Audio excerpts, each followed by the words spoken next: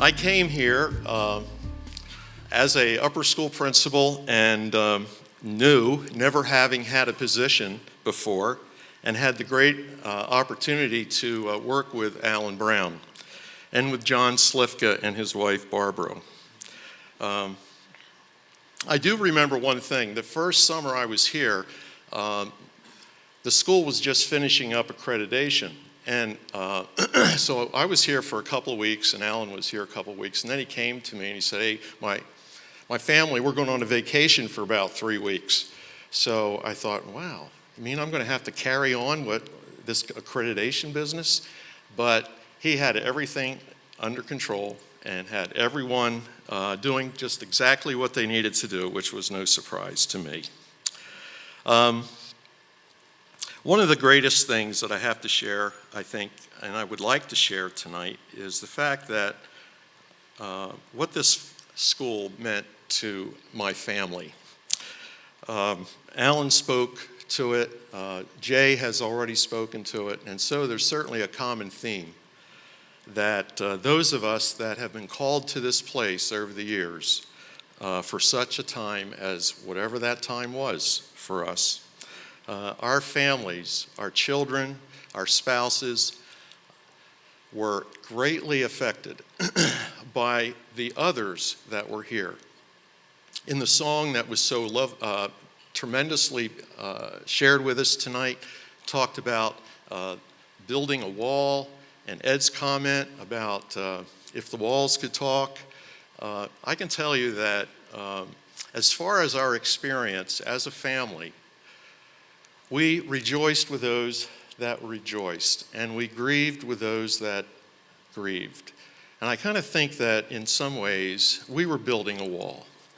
I think the good times were the bricks and gave us depth and height and substance. But the mortar, I believe, those were the times when we grieved together, which brought a bondage and a strength to that wall. And I think of some very traumatic circumstances that occurred within our faculty and how God has restored what the locusts have eaten. And it is indeed a great testimony to God's power. Right, Dan? Amen. Karen, my wife, as Alan spoke, with Belinda being such a support to him, Karen was such a support to me. One of the great things about working here was the fact that there was a time when our whole family was here doing one thing or another. And Karen was actively involved in the library and really, I think, put the collection, computerized the collection for the first time, and helped to design the upper school library with Sandy Steadwell. Sandy, the Lord took her home many years ago. And she would have just loved being here tonight. For those of you that knew her, knew what a very special servant she was, being the business manager of this ministry. Ryan and Carrie are older too. I'd have to say that the friends that they made here at Christian Heritage School was just invaluable, and that those friends those individuals are still the very close friends today. So that's a gift that this school gave to our family. Were solid friendships, valuable friendships that stood with each other through the good times and the bad, not only through CHS, but through Wheaton College in their time there. I thank this school for preparing our children so well to go on to Wheaton.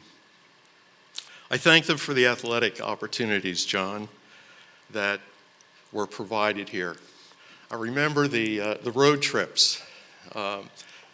Some of the Christian schools that we participated with were quite a distance from Trumbull. So John came up with the idea of taking these road trips where we would pile all the athletes into a van And we would take off like on a Thursday, and we would go to several Christian schools, the Master School, Springfield School. And I remember how excited the students were in the vans. But then at the end of each game, I would look in the rearview mirror, and it just looked like there were a bunch of puppies sleeping on top of each other. It was just one of those things that you always remember. Our students, our children, not only had the opportunity to grow physically, but certainly spiritually. I think of the musicals, all the effort that went into those, and how meaningful they were to our family. I think of Greater Love, Robin, and the concerts that you went to in different churches in the area. And what a wonderful experience that was. And then I think about Bethany. We have a 34-year-old daughter with Down syndrome, and she's the youngest of 3 children. And Bethany was going to Trumbull High at the time, and she was very, very integrated into our school life here. Tony Butterfield allowed her to help assist her with the girls' varsity soccer team. And she was a special member of the cheerleading squad, which I think, Kim, you were part of that, I do believe. And I remember her very special moves, like running out onto the court without anybody asking her in the middle of a game.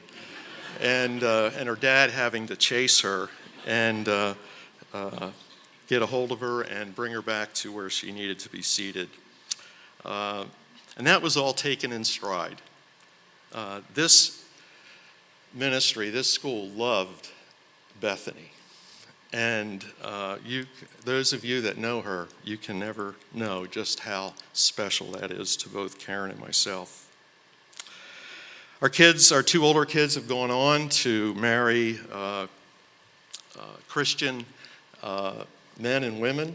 Both of my children went to Wheaton and found their spouses there. And as Alan has alluded, they married Christian individuals. We have 9 grandchildren now, and we just thank the Lord for the heritage that has carried on from us to even our own grandchildren. I want to close up with just a special event that occurred. In 1999, we felt that we needed some more space, and so we embarked on a capital fund campaign, something that we didn't know an awful lot about. And one board member and myself went to go visit Steve Dill at Delaware County Christian School, and he gave us a little input as to how to do that. And on the way back, we did the feasibility study in the car. And for those of you that have done capital fund campaigns, you know that is a critical element to ensuring success. But with that, the money that we were able to raise, $1.4 million, we decided to build Christian Heritage School's first elevator. And that's supposed to be a joke, folks. You know, there's an elevator in the building over there. So then we decided to put a building around it. But that's the way they built it. It was funny because they built this tower first. So anyway, 900,000, thanks Bruce for laughing. 900,000 went to the building. Can you believe less than $1 million went into building that 2-story classroom building. And we were able to start a faculty endowment of $200,000 and a financial endowment of $200,000 and a technology expenditure of $100,000 that we were able to do. And so those were, I think, times when God took people that were innocently naive and with some experience in the business world, and together we were able to plan and give ourselves to God for Him to get the glory.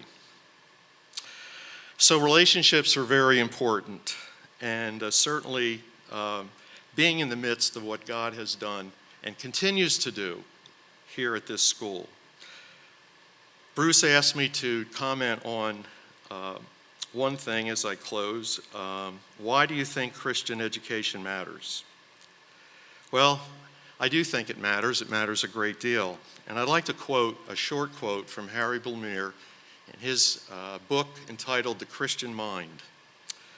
The marks of truth as Christianly conceived are that it is supernaturally grounded and not developed in nature, that it is objective and not subjective, that it is a revelation and not a construction, that it is discovered by inquiry and not elected by a majority vote, that it is authoritative and not a matter of personal choice.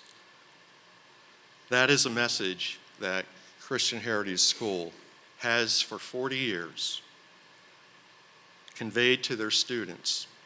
And one of the most proud moments that I have ever been able to share is one day I was watching Fox News, and a graduate of this school, 1994, Russell Vogt, was sitting in a Senate chamber being grilled by Bernie Sanders.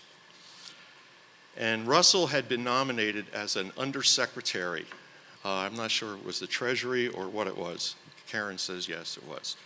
So, and Bernie Sanders said to him, I read that editorial that you wrote about Wheaton College, and is that what you believe?